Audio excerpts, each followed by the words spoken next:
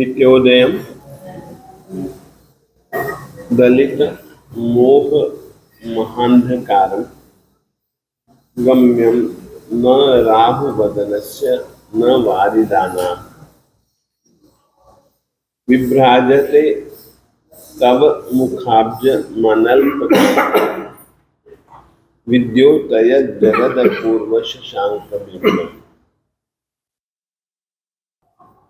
परमात्मा कैसा है, परमात्मा का श्रीमुख कैसा है, उस श्रीमुख को लेकर के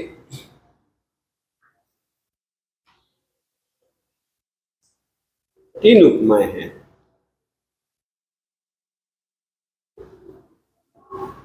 एक तो पहली दो लाइनों में सूर्य से भिन्नता परमात्मा की, सूर्य से भिन्नता यानी कि जुदापन कैसे इसमें घटाया है कि सूरज 24 घंटे उदय में नहीं रहता है।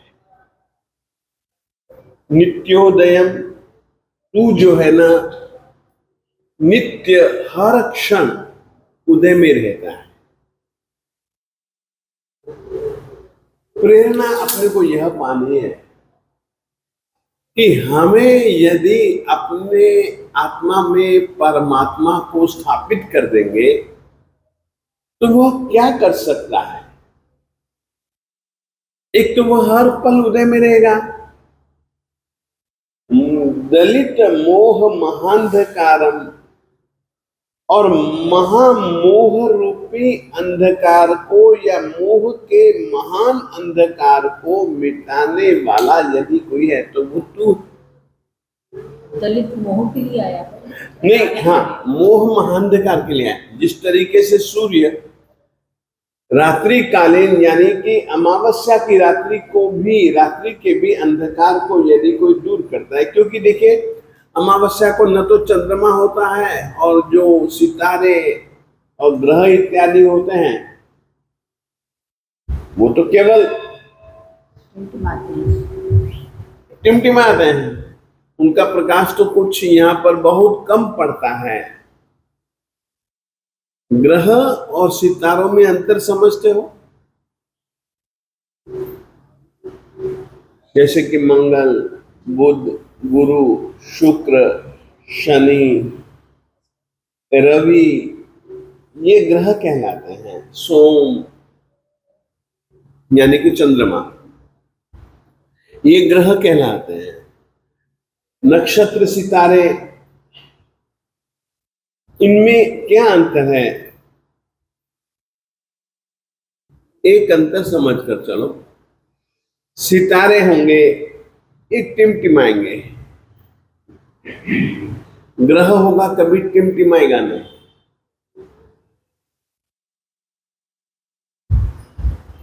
सितारे टिमटिमाते हैं, ग्रह टिमटिमाता नहीं। सूरज कभी टिमटिमाता, चंद्रमा, मंगल, बुध, गुरु, शुक्र, शनि, एक टिमटिमाते नहीं है। राहु, केतु, ये टिमटिमाने वाले नहीं है। ये हमेशा ही जैसे हैं वैसे ही रहते।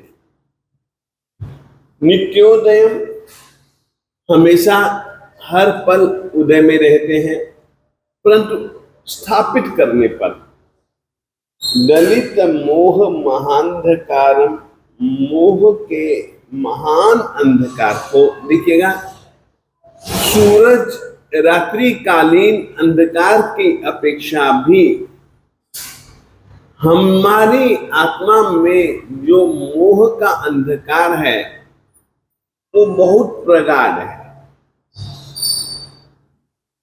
उसके पीछे कारण है कि हमारे मोह के जो संस्कार हैं वो बहुत पुराने, और सबसे ज्यादा भयंकर अगर कोई कर्म है तो वो मोह है। मोह आत्मा को मूढ़ बना देता है, इस कारण से उसको मोह कहा जाता है। मूढ़ यानी कि ये काम नहीं करते जिसकी, उस व्यक्ति का नाम होता है मूढ़। यानी कि जिसको सामान्य भाषा में हम लोग मूर्ख कहते हैं।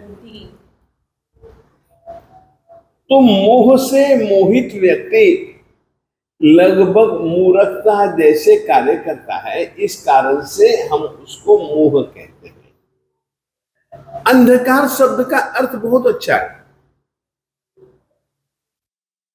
देखिए, मेरी आंखें यदि मान लो चली जाएं, रोशनी आंखें हों परंतु मैं देख ही न सकूं, तो फिर मैं कैसे यहां पर घूमूंगा? जैसे कि अंधे आदमी को तुम देखो,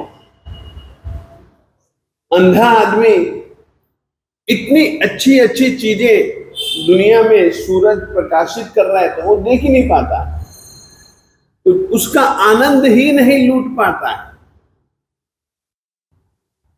जो ये अंधे की तरह कर देता है उसका नाम है अंधकार, अंधकारम।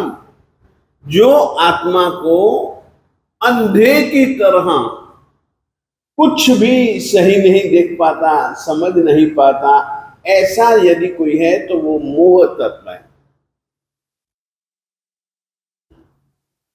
तो नित्य उदय और मोह रूपी महान अंधकार को नष्ट करने वाले, और कभी भी हमने ऐसा आपको नहीं देखा, आपको हमने कभी भी नहीं जाना, गम्यम न राहु बदनस्य, उसको तो राहु ग्रस लेता है, उसके तेज को, उसके प्रकाश को बादल रोक देते हैं। गम्यम न राहु बदनस्य न वारिदाना, न तो राहु का मुख। देखिए, राहु बदन, दो ग्रह हैं, राहु और केतु। आप लोग कभी भी देखें पंचांग इत्यादि में तो राहु जी केवल इतने ही पाए जाते हैं, वदन यानी कि शरीर। केतु जी केवल शरीर रूप में ही पाए जाते हैं, उनका मुख नहीं होता है। वैदिक मान्यता के हिसाब से, ज्योतिष के हिसाब से राहु केतु, राहु केवल ये ही है और ये वदन। तो इस तरीके से हमने कभी भी नहीं देखा, यानी किसी भी प्रकार के कर्मों के कर्म बादल हैं, कर्म ही राहु है जो कि आत्मा के तेज को रोक देते हैं।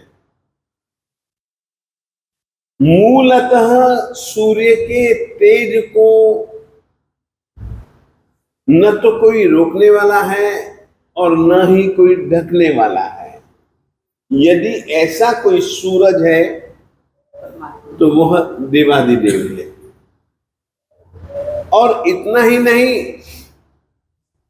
तेरे मुख रूपी जो कमल है, अब देखिए कमल को भी आप कभी देखे हो, अच्छा लगता है, सुंदर लगता है। कमल कई प्रकार के होते हैं, विशेष करके सभी कमलों में से श्रेष्ठतम कमल अगर कोई है तो वो पुंडरीक नाम का कमल है। इसीलिए परमात्मा को हम लोग बोलते हैं पुरुष वर पुंडरीयानम। उसकी जो कांति, उसकी जो चमक, रात में अगर सूर्य विकासी है तो रात में, अगर चंद्र विकासी कमल है तो दिन में। चंद्र विकासी होगा तो रात में विकास तो फिर नहीं, रात्रि को खिलेगा तो दिन में उसकी चमक नहीं रहेगी ना। और जो सूर्य विकासी होगा उसकी रात में मुरझाहट हो जाती है। अनल्प कांति, कभी भी कम ना होने वाला, ऐसी जिसकी कांति, ऐसा यदि कोई है तो वो कौन है? मुखाब्जम, तेरा मुख रूपी कमल। बैठ गया अच्छे ढंग से? देखिए, सूर्य से भिन्नता बतलाई, कमल से भिन्नता बतलाई।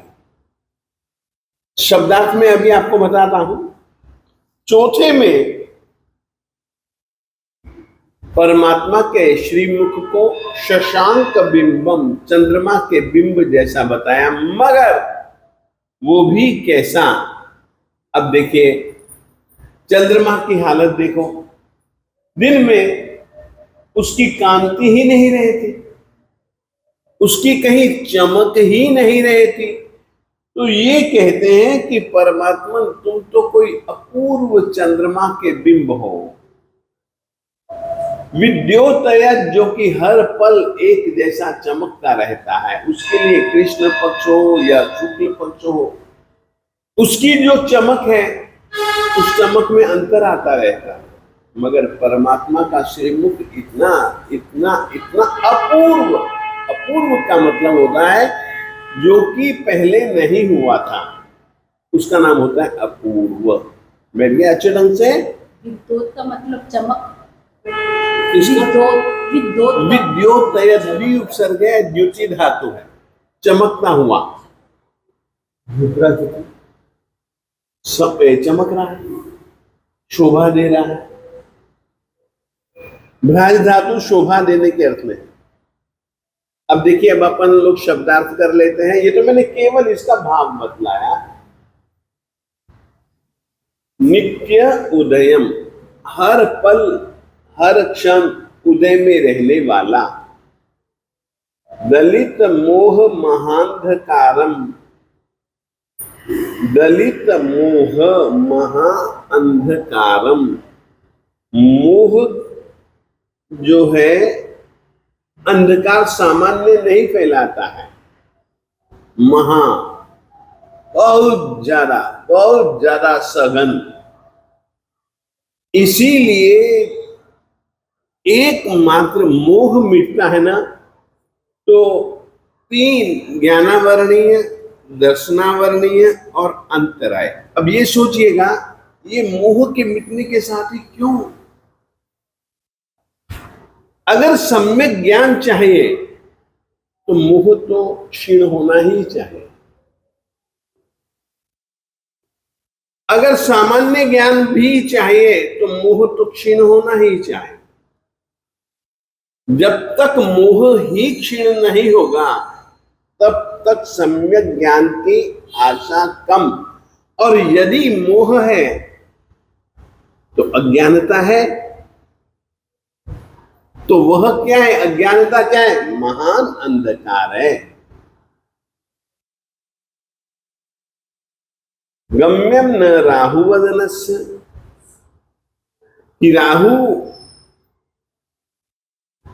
वदन, राहु के वदन, केवल वो मुंह जो है उसका, वह तुझको ग्रसता है, ऐसा भी नहीं है। यानी कि यहां पर कोई भी राग द्वेष इत्यादि जिसके कारण से कर्म बंधन होते हैं, ऐसी कोई चीज ही नहीं है तेरे पास। तो न वारिदानाम, और न ही कोई बादल। अलग अलग कर्म है, कर्मों की अलग अलग प्रकृतियां हैं, उत्तर प्रकृतियां हैं। ऐसा कुछ भी तुझको ढकने वाला कोई नहीं है, तेरे तेज को कम करने वाला कोई नहीं है। एकमात्र मोह मिटना चाहिए। तेरी तो कमल से भी भिन्नता है। लोग कह रहे वाह क्या मुख कमल है। नहीं है, तो तेरा मुख कमल की तरह खिला खिला, परंतु अनल्प कांति। विभ्राजते तव मुखाद्यम, तेरा मुख रूपी कमल अनल्प कांति विभ्राजते, कभी भी कम न होने वाली कांति वाला। तव मुखाब्जम विभ्राजते, तेरा मुख कमल शोभा देता है। और विद्योतय जगद अपूर्व, जगत अपूर्व शशांक बिंबम, तेरा जो मुख रूपी चंद्रमा है वह जगत को विद्योतयत प्रकाशित करता हुआ तेरा मुख जो है शशांक बिंबम, अपूर्व शशांक बिंबम, जैसा पहले कभी हुआ ही नहीं, उसका नाम होता है अपूर्व। फिर से अपूर्व, पूर्व यानी पहले, अपूर्व पहले कभी हुआ ही नहीं, ऐसा परमात्मा रूपी चंद्रमा का बिंब है। इसका भाव क्या होगा लास्ट लाइन का? भाव। हाँ, इसमें चंद्रमा, कमल और सूर्य, इन तीन चीजों से परमात्मा के बीच में, परमात्मा के श्रीमुख में क्या अंतर है, वो अंतर इसमें बताया। तो ये जो अंतिम जो लाइन है, वो चंद्रमा कभी छोटा होता है, कभी बड़ा होता है, कभी उसकी चमक में अंतर पड़ता है, मगर तू विद्योतय जगत, क्योंकि परमात्मा लोक एवं अलोक को बिल्कुल अपने ज्ञान के माध्यम से जानते हैं। ज्ञान, अब देखिए आप लोग लोगस जानते होंगे, उज्जो अगरे, उसमें एक शब्द आता है लोगस उज्जो अगरे, प्रकाशित करने वाला लोग। प्रकाशित करने वाले से तात्पर्य क्या है कि लोक के अंदर जितनी भी द्रव्य हैं, जितने भी पदार्थ हैं, अब देखिए मैं आपसे कहना चाहता हूं, पदार्थ है ना, परमात्मा पेन के बारे में नहीं कहेंगे, कोई पूछेगा तो पेन के बारे में भी परमात्मा कहेंगे, परंतु परमात्मा पुद्गल के विषय में कहेंगे। किसके विषय में कहेंगे? पुद्गल के विषय में कहेंगे, और कि ये पुद्गल है। अब तुम समझ लो कि ये पुद्गल परमात्मा ने कहा है, तो यह चेतन नहीं है, ये जड़ है। परमात्मा ने पुद्गल कहा है तो समझ लो कि पुद्गल में वर्ण, गंध, रस, स्पर्श, चार चीजें पाई जाती है, तो इसका कोई रंग भी है।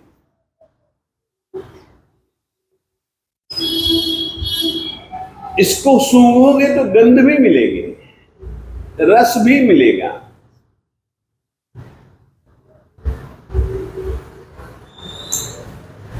कोमल स्पर्श भी मिलेगा।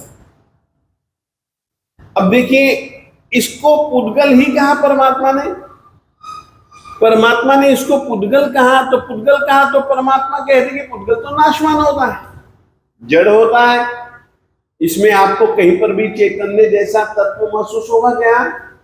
है ही नहीं। चैतन्य तत्व, चेतना तत्व तो इसका उपयोग करता है।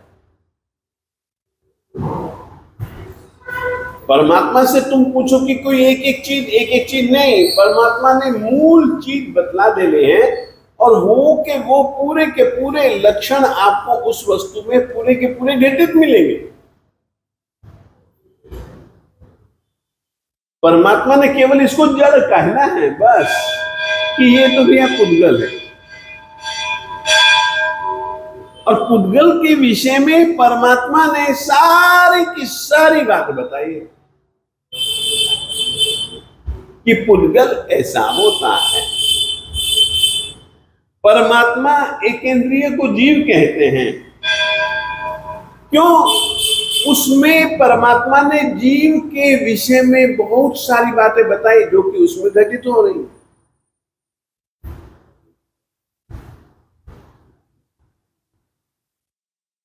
जरूरी जीव को समझाना है, अजीव को समझाना है। बाकी तो आपको हमने लक्षण बतला दिए, आप लक्षण देखिए ना, अच्छे ढंग से बैठना चाहिए। आप लोगों से मैं कहना चाहता हूं, संकित में बस यही आने वाला है, सही को सही समझना। अब परमात्मा ये थोड़ी ना कहेंगे यार पेन टूट गया, अंगूठी गुम गई,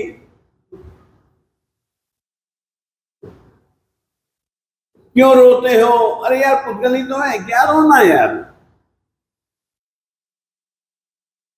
आज नहीं तो कल तो नाश इसका होना ही था। जिसका नाश होना ही है उसके प्रति क्या ममता? तभी गणधरों ने परमात्मा ने जो कहा, गणधरों ने उसकी व्याख्या की। नहीं माता, ऐसा नहीं। गणधरों ने व्याख्या नहीं की। व्याख्या तो परमात्मा करते हैं। उस व्याख्या को सूत्र के रूप में गूंथते हैं। वो यूं करते हैं, अकेला फूल और फूलों की माला। माली ने क्या किया? अब उसने एक माली ने कोई फूल थोड़ी ना बनाया। माली कभी फूल नहीं बनाता है। माली तो इस लाल फूल के बाद में पीला फूल अच्छा लगेगा, चलो वो जोड़। पीले फूल के बाद में सफेद अच्छा लगेगा, चलो वो जोड़। यही करते हैं ना। फूल को थोड़ी ना बनाता है। फूल तो सब परमात्मा के हैं ना भैया। फूल तो परमात्मा के हैं। गणधर भगवंत जी उन फूलों को हम जैसे अबोध बच्चों को परमात्मा के द्वारा बताया गया तत्व अच्छे ढंग से समझ में आ सके, इसीलिए वे लोग अलग अलग ग्रंथ, अलग अलग आगम की संरचना करते। गणधरों के द्वारा रचे गए आगम अंग आगम कहलाते हैं। बैठ गया? नित्योदयम अच्छे ढंग से बैठ जाना चाहिए। दलित को क्या कहा गया है इसमें? दलित दलित की उपमा में दलित को क्या कहा गया है? नष्ट कर दिया। एक सुन, अपने दलना, अपन नहीं कह रहे डाल देता, यानी पीस दिया, खत्म कर डाला, उसके मूल रूप को खत्म कर दिया।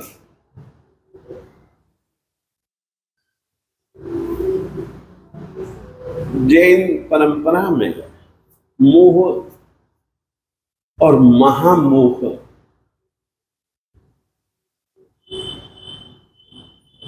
30 स्थान परमात्मा ने बतलाए हैं मोहनीय के, कि महामोह किस प्रकार का होता है। तो 30 मोहनीय ठाने हैं। तो 30 प्रकार की प्रवृत्तियों को परमात्मा ने महामोह का परिणाम माना है। बैठ गया अच्छे ढंग से? आगे चले।